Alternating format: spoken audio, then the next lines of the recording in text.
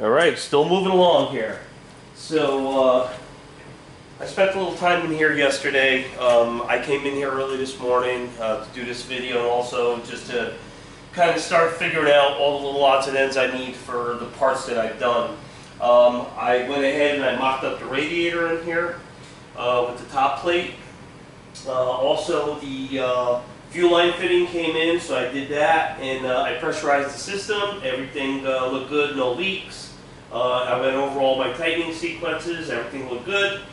Also, I hooked up the computer, obviously, for the EFI unit, and when I turned the key on, everything primed, fuel pump kicked on for approximately 3 seconds. We went up to, I believe it was 41 PSI. We need to go about 42 to 45. So I got to adjust the regulator. And I just basically have started mocking up the radiator, just kind of fitting it where it's got to go. I have to make one small modification on the driver's side bottom. I have to cut a little lip out so this way the pad will sit in there flush. Even though I had the heavy-duty radiator from the factory, I had a 4-row, and you can also tell by the 4 bolts here that you got the heavy-duty cooling system. For some reason, this Griffin radiator is an exact fit. However, it seems to be a little bit off on the bottom of the driver's side. So, small modification, you'll never see it. It's just going to be a little, 2 little slits. I'm going to bend the metal down, so when you put the rubber piece down, it still has some support there. And I mean, I have to do a little tack weld on it, but it's going to be such a small amount that, you know, it's not going to make any difference. So basically, radiator fit good. The fans to pulleys, plenty of clearance. All my wiring is right here, so I'll be neatening that up. I don't want to connect any wires yet because this isn't permanent. This has got to come back out for some modifications. Just for safety, I'm going to run some tape. Not tape. It looks like tape. It's actually a piece of rubber with a sticky back. And I'm going to go ahead and I'm just going to run it behind anywhere where the radiator can flex or touch, so this way it'll have a little cushion to touch so it won't have any damage. Radiator fits in here nice and tight, and just have to move the battery over a little bit just to give you a little clearance here. I have a few things on order. The dipstick, we're going to go with this chrome one. I was going to go with this chrome dipstick. However, the bend is just not right, and it's just not fitting in there. The solid motor mounts made a small change at how the motor sits, and this is not going to work. So we're going to go with a flex style that mounts on the firewall. So that's ordered. I ordered my transmission lines. I need to get to 7-foot lines. That'll pretty much give me all the line that I need. I believe those are PTFE lines. Also, what else did I order? Basically, a lot of nickel and dime stuff just to start buttoning up and getting ready to fire. So we got fuel coming to the motor, so that's a great sign. It's working with the computer. I still have to do the computer setup. You know, just telling the computer what components I have and how I want them to operate, operating range, timing, so on and so forth. And also the throttle position sensor to keep things nice and neat. I made my own harness. So basically, it's got like an L. I don't know if you can see that in the camera. But it's got the LT style plug on the computer. It has the male end. So I ordered a, here I'll show you what I ordered. I ordered a pigtail that has a male and a female end on it. And what I did was I just basically cut it in half. This is an extra one that I bought just for stock. I cut it in half, and I used the very, very small mini, and again, not sure if you can see these. I don't want to tilt them over too much and drop them, but this little mini kit for connections, and then I just put a very small piece of shrink tubing on top of it, and it all fit underneath here nice and neat. I had to go to the wiring diagram because the wires, you know, we got the United Nations of wires here. This is black, green, and red. On the unit itself, let's see if I have the color code. I think I do right here. So we had to do a lot of translating. So on the actual harness that's on the computer, we have white, red, and black. So I had to kind of just transpose how they go. So the white ended up being my signal wire. So that goes to the light green wire on here, and then the red is our 5-volt reference. That goes to the purple wire, and so on and so forth. So it took a little doing, but all figured out.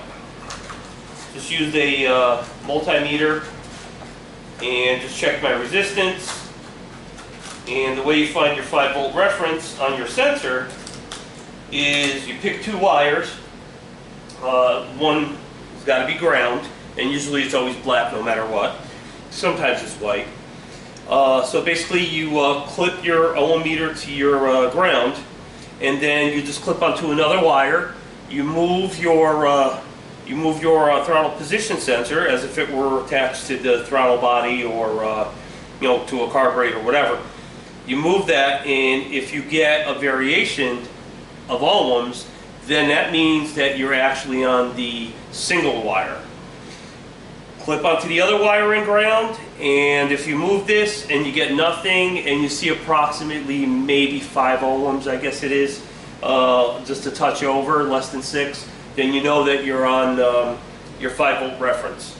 So I did all that, everything worked out. So now I just got to attach this to the back of the throttle body. This last one has a provision, and I'm going to go ahead and I'm just going to connect it to the computer harness. And as I do my setup with the onboard computer, I just need to set a certain amount of volts. You know, you turn it till and you watch your volts, tighten it down once you get to your specification, and that's good to go. So we're getting to that step where we're going to start feeding information to the computer, and that should make for an easy start. I still have to phase my rotor. So once I pull the radiator, I'm going to phase the rotor, so this way that's out of the way. I keep saying that, but I want to get it down because, you know, my fat butt can't climb over all this stuff over here and do it properly. So I need to get the car lower, and hopefully I'll be doing that today. We'll see, because I got so many other little projects that I'm trying to touch up, finish up, and get ready to fire. Also, I ordered the heater core lines. And those will be coming in, they're going to be steel braided, already for the most part, pre-formed, but I can cut them to fit them if I need to, so I ordered those. So those will be arriving this week, and we'll see those, you know, in our next video, as long as they're not back ordered, which it appears that they're not. I'm going to try to get this air conditioning mocked up. Now that the radiator's in here, I can start mocking up my, my air conditioning condenser. And just get all the brackets and everything, and start making it look like, you know, just gonna start looking like a front end again. Still need to deal with the signal light issue. I didn't get a chance to dive in to see why I'm not getting signal lights. New flashers or electronic flashers, but maybe they're not compatible with the LEDs. I just got to take a little time out and just put some standard bulbs in here just to see if it works. And again, I may be doing that today. I think I have standard bulbs in my service truck. So I'll go ahead and do that. So let's take a minute, let's pop the camera off, and let's just do a little walking around so you can see what I did. And as I say every week, I'm not a cameraman. I do my best. So you can see that it's not really touching, but it's really, really close here. And this is where I'm going to put the rubber tape down along here and also along the front. In order to install this radiator, I had to take these screws off of the fan housing that's attached to the existing radiator. I moved it out of the way, and I had to actually go through the top plate in order to seat the fans. So basically worked out perfectly. As you can see, there's plenty of room there. We got 2 high volume fans. This is all the wiring for it, which we need to neaten up and figure all out. and the bottom hose is now on the regulator. That would be the return hose, and that worked out quite well. And we pressurized the system. We had no leaks. Everything worked out well, and we went ahead and we did our wiring for the computer here. Everything was put together, heat shrink, the whole 9 yards. Everything was done properly and safely. The other issue that we got to deal with is this alternator. Technically this is a CS130 alternator, but it's got the square plug.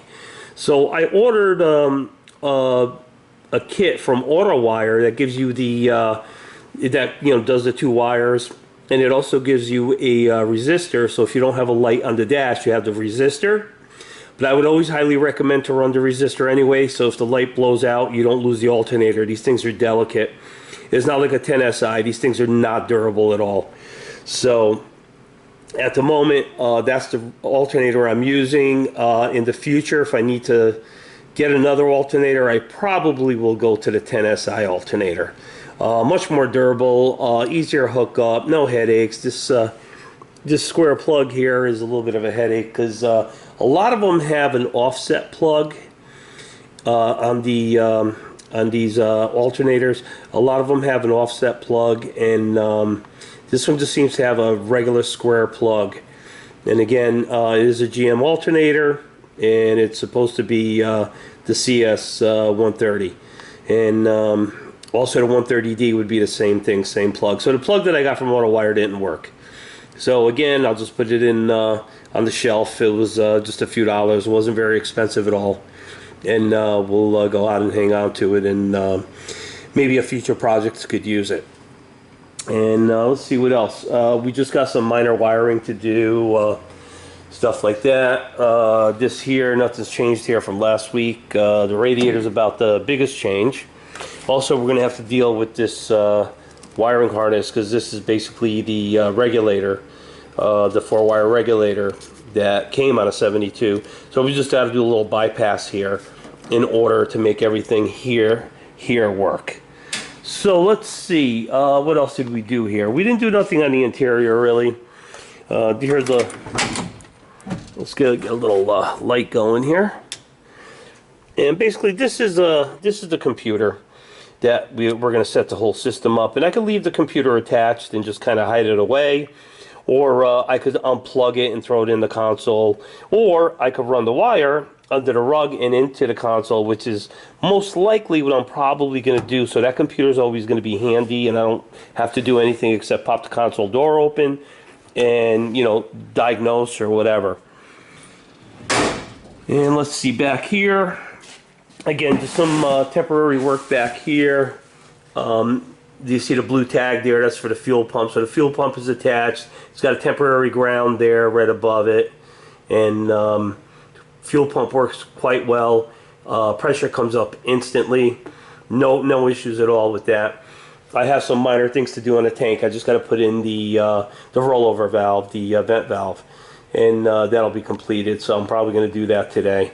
And that'll be done. Finally got the correct gas cap, and it's nice and tight. Put it on. It's a short neck, whereas this one was, as you can see, it was like for a deep neck. So again, the manufacturers, unfortunately, in this case, Tanks Incorporated, they just sometimes don't know their own products. So I just looked at it and saw that I had a close neck filler, so I got a close neck non-vented cap, and went right on. Worked out perfectly. I don't need a vented cap because there is a vent on the tank, so we're good to go there. And okay, so let's go ahead and let's put this back on and finish up, and hopefully I can spend a fair amount of time in here today. I did have to work this morning, but I did come here and try to get going on this. And also thermostat. So the housing, the only problem that we have is these bolts are a little too long. So we're going to need to cut these down. So these are 1-inch bolts, We need to cut them down so they're approximately a 1/2 inch bolt. A 3/4 might work, but I think half is going to be a lot more safe, because these are recessed, so when you drop them in there, you know, they stick out quite a bit. When you go to put them into the manifold, you'll see that these are pocketed. There's, you know, they're only going to go so far, and you don't want to screw them too tight, because then you'll break through the pocket, and then you got a hole there, it's going to leak. So you can see there's a bit of tread left. I mean, enough to get a finger in there. So that's about I would say that's about a 1/2 inch that we need to lose. You know, we might, like I said, we might be able to use 3/4. I may get some test bolts, you know, not necessarily the stainless steel or chrome ones, but we'll use some test bolts, see how it seats, and then I'll make the decision. I can't talk. I'll make the decision from there. All right, let's put this back on the stand. Okay, we're back on the stand. So basically, you know, I'm working on hoses. The top hose fits. It goes where it's supposed to. I'm working on trying to figure out what covering I'm going to use on this, because I don't want to use a real steel braided hose, and I don't want to use the stainless steel ones that they sell because they leak all over. Biggest problem right now is this hose here. This is the bottom. This is supposed to be the bottom hose. Now my water pump is 2 inches, and this is only an inner diameter of approximately 1 5/8, 1 11/16. So this is not going to work. But this is the hose, Gates number 20441, that comes up as the correct one for a big block Chevrolet. I guess the stock water pump has a smaller outlet, but mine has a 2-inch outlet, so this is not going to work. And the closest I could find that's going to work is actually, well, it seems that my battery went dead, and I checked before I started the video, and I had 3/4 bars, so I'm not sure what happened there. But again, I'm not going to edit it out. I don't do all that. You know, it's just, you know, what you see is what you get.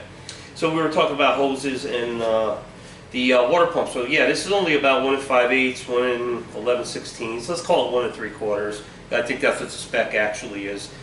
But no good. So I found a hose that fits a Ford, I think it was a Ford van, that is very similar in shape. I don't have the number in front of me at the moment, but it's similar in shape. It gives you the 2 inches here. It gives you the 1 1/2 here. So this way it'll fit the radiator. And I think that may be our solution. That should be arriving today sometime.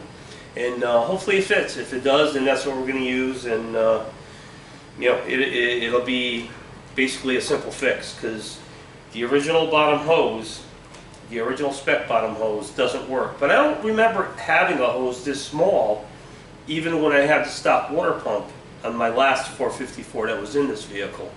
And that pump is actually sitting in the building behind me, the machine shop. And I might just go over there later just out of curiosity and see if this fits on there. So, you know, again, this is the hose that everybody will sell you for a big block, but it is not the correct hose. And I believe a lot of guys have come across that and had problems with that. On the top hose, I just had to remove a couple inches to make it good. Now we're just going to deal with figuring out what covering are we going to use, what ends are we going to use that'll definitely tighten the hose, because I hate leaks. And coolant leaks are one of the worst. They're just nasty. I'm not going to use regular coolant. I'm going to use a product from, I believe it's from Smith's. It's not ethanol based. I'm not sure how, it might be a silicone based, I don't know, but it's definitely going to work a lot better than regular coolant. It'll go up to temperatures. I think it won't boil to like 2 and change.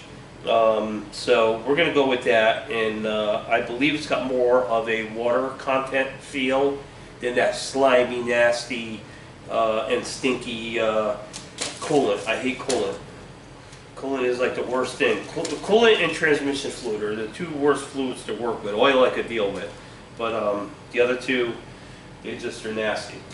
So you gotta excuse my massive dirty bench here. I don't know if you can see it on camera, but it's crap everywhere.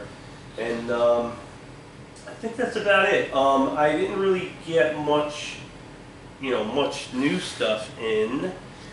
No, just nickel and dime stuff. Nothing great. You know, just nickel and dime stuff for stuff that I needed here to get to this step. And like I said, the hood fits. The hinges and everything are painted. They're actually right under the camera. When I had the camera off, I should have showed you.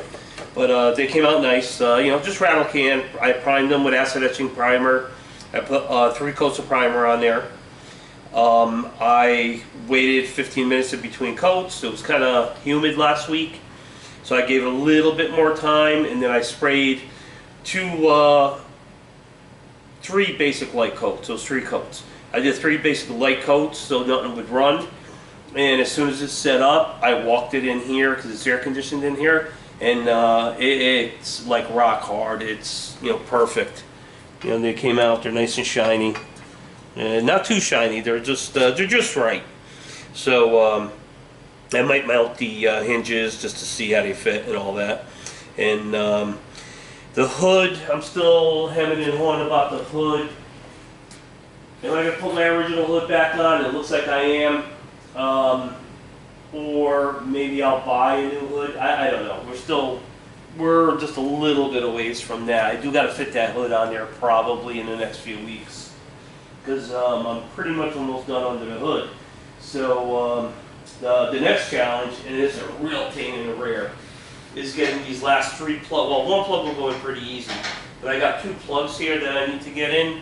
I don't even know how I'm going to tighten them with the headers there. So I might be able to slip on just a regular socket or a spark plug socket with a hex on the end of it, but I don't even know if that's going to fit. This passenger side is where the headache is. You know, it just doesn't make a lot of sense of why it would be so tight. So, and even though I got insulated wires, I'm probably going to do some additional insulation on them. I'm not sure what I'm going to use yet. I don't want to use anything metallic so we don't start causing any type of heat transfer or misfires, you know, when they arc over, whatever. So that's still a work in progress. And I guess that's about it. You know, get ready. You're going to have another hot week in the 90s, humid, nasty. So if you guys work outside, make sure you hydrate and, you know, just try to stay cool. Take breaks, you know, in between work. So I guess I'll see you guys next week, and hopefully, like I said, we turn the key, we're getting fuel. The only thing I got to do now is just get the ignition finished up with the phasing of the rotor and the wires and the 2 pain in the butt plugs, and we're close to firing this beast up. And I got to get an exhaust system. I don't want to fire it up with open headers. So that's all the stuff I'm going to work on today. Is kind of like my finalizing list of what exhaust I want to go with, coverings for this, all the odd and end stuff at this point where it gets really tedious, and I don't want to forget anything, because then, you know, you forget one thing, then there's like 3 things you can't do because that one thing didn't arrive. So I'm going to have to just kind of quietly sit and figure all that out. But anyway, guys, you have a great rest of the weekend, and we'll see you next week. And hopefully, week after that, we'll fire it up.